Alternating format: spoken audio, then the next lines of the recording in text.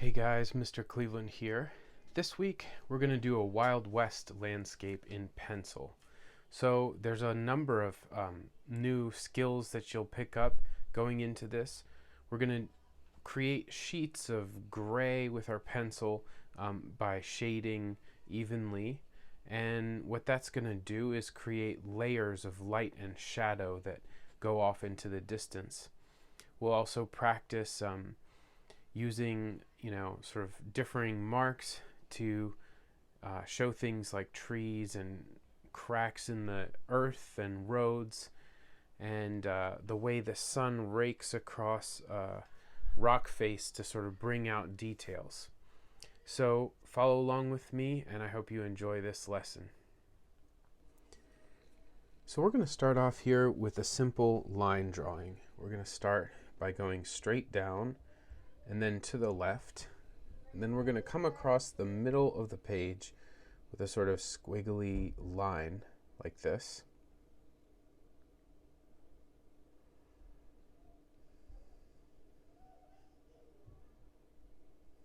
Now it's a kind of a strange shape, and it can be different for yours, but if you stick with me, this will make sense in just a few minutes. Now we're going to go right into the center of the page and come straight down, and we're making a sort of wide U shape, coming straight back up on the right side. Next, we'll make a little L shape over on the right side, and we've already got the basics of what our cliff is going to look like. There's a couple of, you could call these like rocky buttes or monoliths. These ones in particular are in Monument Valley in Arizona, but you could pick out your own and draw them the way you like. So next we're going to come across the bottom of the page with a gentle S curve and a couple more curves over here. This is going to represent a road. So you want to make sure that it's fairly thick at the curves and kind of thins out at the straight parts, just because of the perspective that we're looking at it from. All right. Now behind these mountains, we're going to do a little bit of a horizon line, but we're going to repeat this shape that we made out of the rocks back here one more time.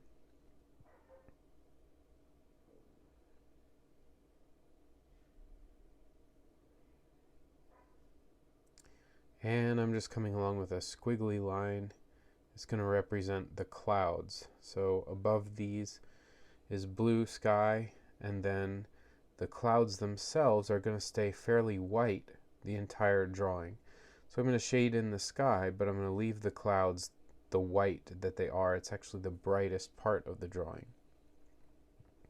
It'll kind of silhouette the rock and get it to stand out.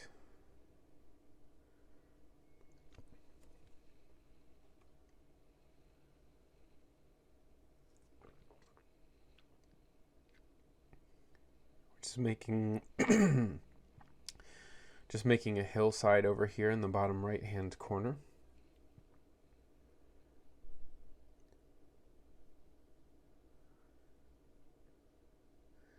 These three repeated lines represent three little layers of the hillside.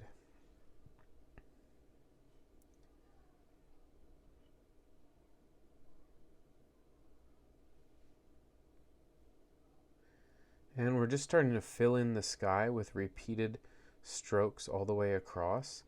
This is that number H pencil, 6H pencil. If you just have a number 2 pencil, that's totally fine. You'll just want to use it very lightly. This pencil in particular is nice for filling in the whole paper at the beginning, because you can press pretty hard, and as you can see up close here, it doesn't leave an extremely dark mark. So now I'm just going to go in and add a second layer, and we're just going to keep layering up until it gets to the darkness that we want the drawing to be in each zone. So if you're doing your own landscape, those decisions are up to you. If not, you're following along with me. Really, everything gets a second layer except for those clouds in the background. which didn't get any graphite at all. Moving into the third layer, I'm just picking out some spots that are going to stay this light gray. So the bottom area of the sky is going to stay light gray. And I'm also just going to start drawing a couple of places to put darker gray here on these rocks to start bringing out texture.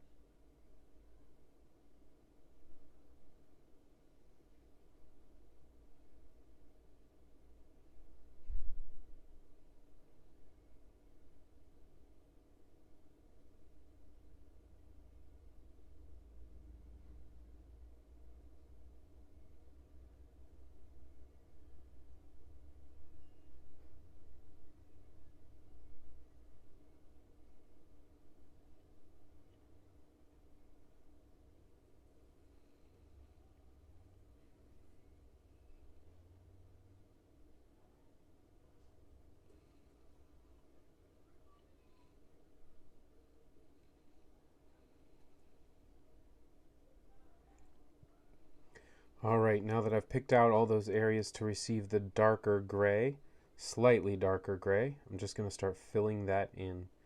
This is obviously very sped up, just so that you don't have to wait to see me make every single mark, because this can take a little bit.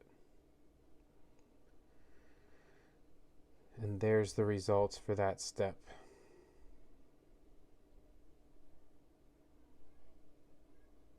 You can see we still really have only 4 or 5 shapes, and we're keeping it very simple so that everything is filled in with correct gray or light gray, so that when we go to add details, all we have to think about are details and not the broader picture of shapes and lights and darks overall.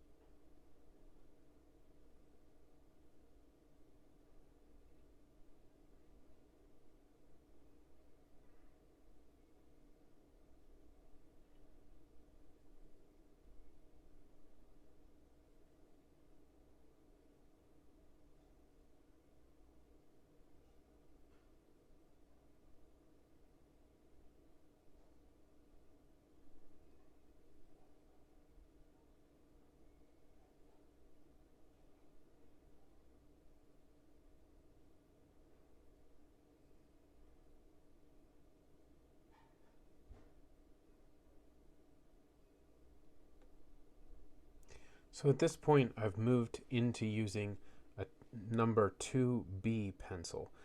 All that means is that the graphite is a little bit softer, and you can see it leaves a darker mark. But really, I'm just going over the places I went in the last step and darkening them just a step further. It's good to have some very declared areas where you know, okay, this area is going to stay light and this area is going to be in shadow. So that's what I'm doing now. I'm just filling out those shadows and making them darker. This is a sort of a big shadow across the bottom of the page, and that is not an actually darker material. It's all just the same kind of earth, but the sun is kind of low in the sky, and so the higher parts of the landscape are sticking out and grabbing some of that sunlight, and so they are lighter and the rest of the landscape is darker. So now we're moving from blanketing large areas of the drawing with one gray or another and making little sort of scratchy, scribbling sort of marks that show the texture of the rock. And we're going to do this all over the drawing, wherever it seems to fit, and bring out this texture. So in some places, like up here on the big rock faces, the grain of the rock goes up and down, and then as the hillside goes away, it's a very kind of crumbly texture because I think a lot of this rock has just fallen off the cliff. So it's helpful to think about the material that you're drawing and what kind of texture that's going to create, and then try to simulate that with your pencil marks.